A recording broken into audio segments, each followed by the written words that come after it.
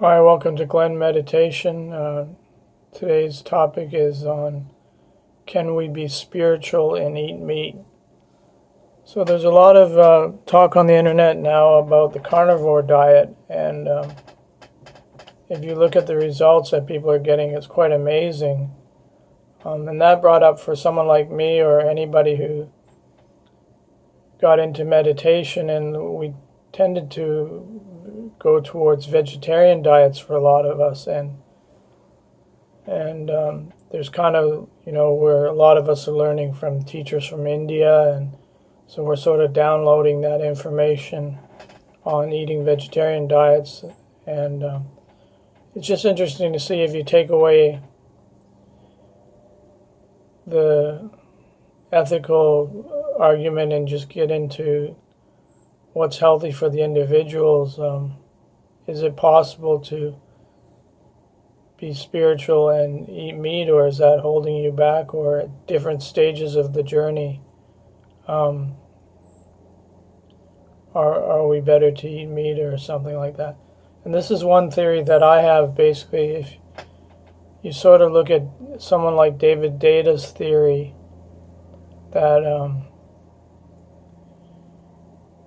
take for instance a masculine guy. So in the first stage, he's like the jock. He's like the disconnected male who uses his masculine energy inappropriately. So as he starts to progress along the journey, he starts doing feminine practices like yoga, or maybe certain meditation teachings that involve dance or something like that, or starts wearing his hair long, or for some people start smoking marijuana. And what they're doing in that stage is going from the disconnected, what David Data calls the first stage masculine, into a feminine role. Well, where they're integrating their feminine side, so they're and then so that's what David Data calls the second stage masculine, as far as I understand.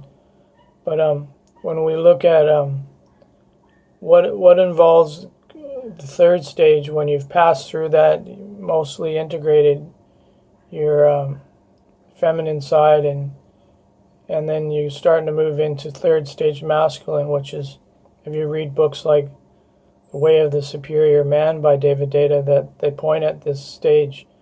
And what I'm wondering is different diets, are some foods more masculine and some foods more feminine? So like if you picture like the first stage couple sitting at a date, the guy typically you might imagine has a steak and the girl's eating a salad. And then as they go into second stage, you might see the guy starting eating more of a feminine diet while he's integrating his feminine. And again, these are just broad generalizations to try to explain a very complicated subject. But possibly as we start to move towards being more in our masculine, we might, as guys, adopt more to going back to eating meat again, and it might not be such a non-spiritual thing. And there's also another thing that possibly the countries where we learn meditation from, basically China, Zen, and from Japan and from India and stuff like that, they might have different genetics than people who are Westerners. Like, for instance, I have Scottish genes, and so basically my system and genetics might be set up when I'm in my best mode to be eating meat. So these are some things I'm just having theories on, and I'm investigating now. And it's interesting to keep an open mind and not try to get attached to one way of being, and saying that this is right and this is wrong, and that you're evil if you eat meat, or all that kind of stuff. So just wanted to put that out there, that see people's different experiences with different stages of the journey. So think of first stage being a disconnected stage when whether you're masculine or feminine, where you're like the jock and the cheerleader. And then second stage is the neutral stage, where guys start learning how to integrate their feminine and women start to integrate their masculine side.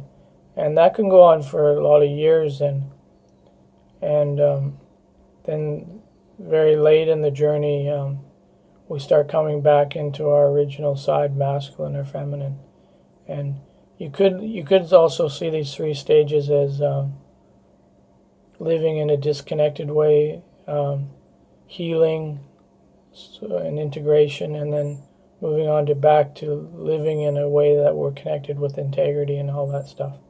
So it's quite a big journey, hard to explain in words. So, but I think that I'm starting to recognize that maybe vegetarian diets are more feminine, and maybe meat diets are more masculine, and used at the appropriate times on the journey can help us along. And it's just a theory. Take care. Bye-bye.